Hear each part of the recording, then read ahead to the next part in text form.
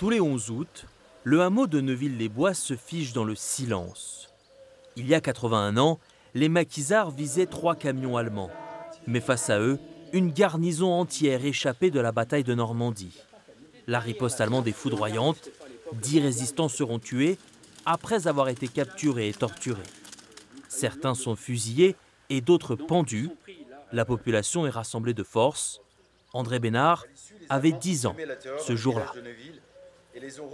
Ils étaient là dans le coin, tout ensanglantés, quoi. On avait vu qu'ils avaient été battus.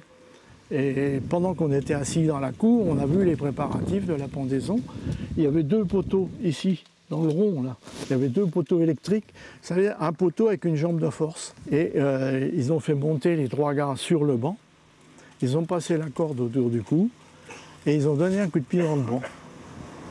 Et bon, ben, paf, ils sont tombés. 10 hommes au total, tous ouvriers agricoles, entre 18 et 31 ans. C'était plutôt pas des copains, mais enfin des gens que je connaissais très bien, quoi. Des gens qui avaient 10 ans de plus que moi, mais qui travaillaient au pays. Pour le maquis de Saulnières, cet épisode demeure comme le plus lourd massacre de résistants en Eure-et-Loire, avec 10 hommes exécutés. Il y a à peu près une centaine de résistants qui ont laissé la vie pendant l'occupation en Eure-et-Loire. Sur la centaine, il y en a 31 qui ont été fusillés au Mont-Valérien, pris dans un maquis, dans un groupe, etc.